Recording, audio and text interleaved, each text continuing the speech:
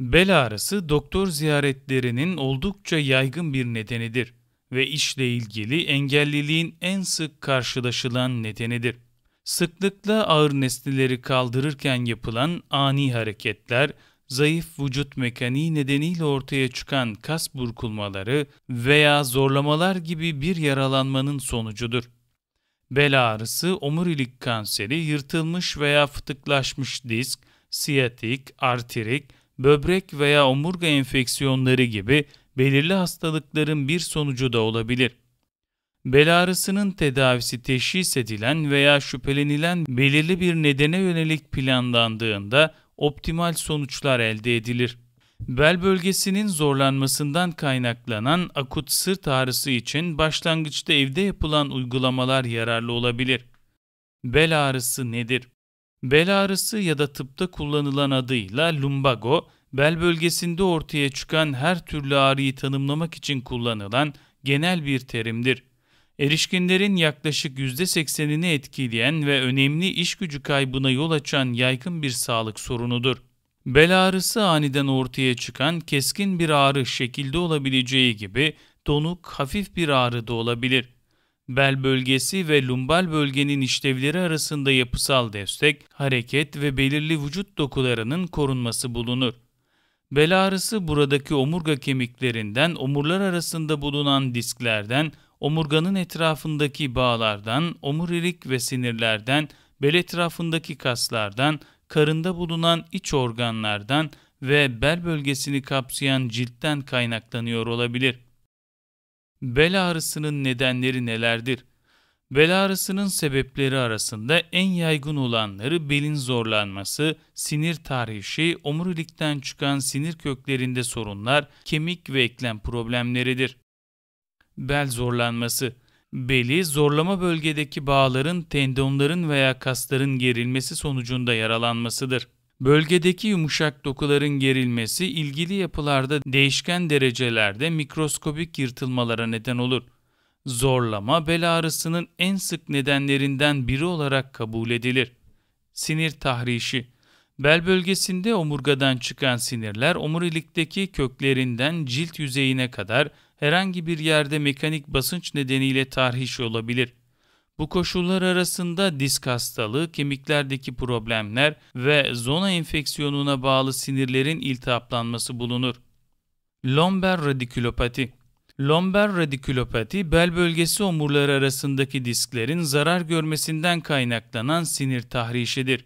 Diskin hasar görmesi, diskin dış halkasına aşınması ve yıpranma, travmatik yaralanma ve her ikisinden kaynaklanır. Kemiklerin baskı yapması, bel omurlarının yer değiştirmesi veya genişlemesiyle sonuçlanan herhangi bir durum, bitişik omurilik ve sinirler için boşluğu sınırlayabilir.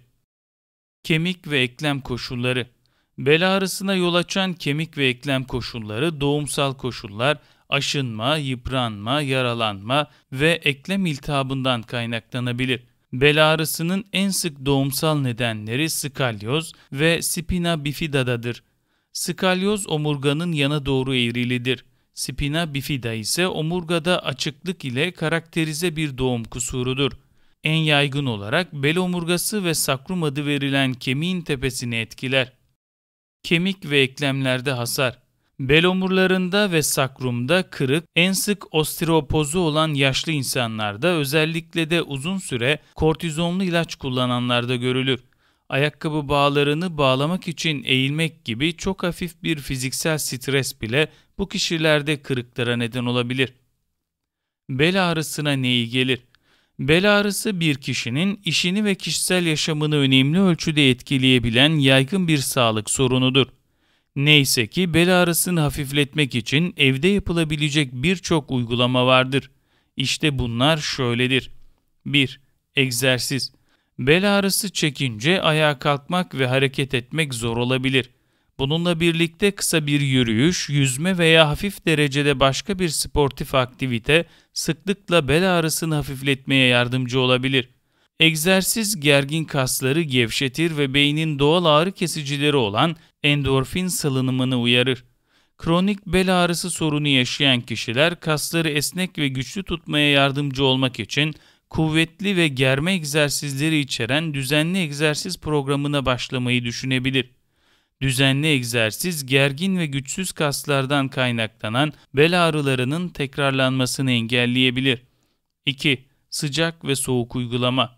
Çalışmalar bel ağrısından kurtulmak için en etkili yolların sıcak ve soğuk tatbiki olduğunu göstermiştir. Belin zorlanmasına bağlı gelişen bel ağrısı için yaralanmadan hemen sonra bölgeye buz tatbiki yapmak yararlıdır. Bir havluya sarılmış buz torbası ağrıyan alana uygulandığında yaralanmaya bağlı gelişen akut iltihaplanma geriler. Soğuk ayrıca ani ve yoğun bel ağrısını hafifletebilir. Uygulama sırasında cildi donmaktan korumak için buz bir havlu ya da bezle sarılarak kullanılmalıdır. Bir seferde en fazla 20 dakika süreyle uygulama yapılması önerilir. İlk 48 saat olan akut dönemde soğuk, sonrasında ise sıcak tatbiki yapmak en doğru uygulama şeklidir. Cildi yakmamak için sıcaklık ayarı iyi yapılmalıdır.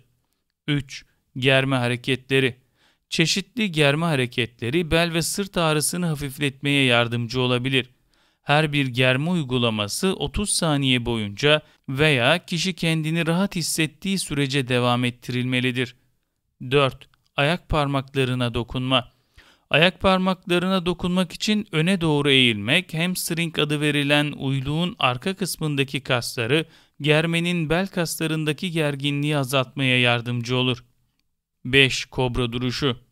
Yüzüstü yatış pozisyonunda uzanırken ellerden destek alınarak göğüs ve baş tavanını görecek şekilde kaldırılır. 6. Çocuk duruşu.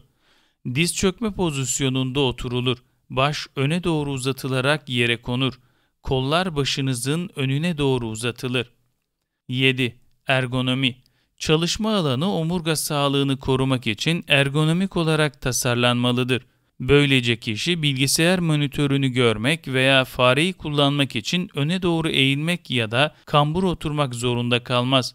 Ayrıca beli destekleyen ve ayakların yere sıkıca basmasına izin veren bir masa ve sandalye kullanılmalıdır. 8. Düşük topuklu ayakkabılar giymek. Omurga ve bel sağlığını korumak için yüksek topuklu ayakkabı kullanmaktan kaçınmak gerekir. Bunun yerine 2,5 santimetreden daha alçak topuklara sahip ayakkabılar tercih edilmelidir. Çünkü yüksek topuklu olanlar daha dengesiz bir duruşa neden olarak bel omurları üzerindeki baskıyı artırıp omurga sağlığını olumsuz yönde etkiler. Bel ağrısı nasıl geçer? Bel ağrısından kurtulmak için çeşitli tamamlayıcı tıp tedavi yöntemleri tercih edilebilir. Bu amaçla kullanılan tedaviler şunları içerir. Akupunktur.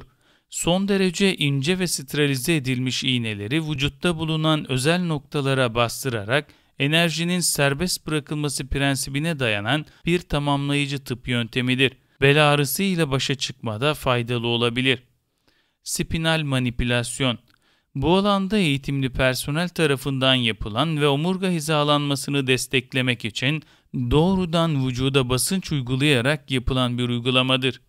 Masaj. Ağrıyan kasları gevşetmek için fizyoterapist tarafından masaj uygulanabilir. Yoga ve tai chi gibi hareket terapileri sırt kaslarının gerilmesine ve güçlenmesine yardımcı olabilir.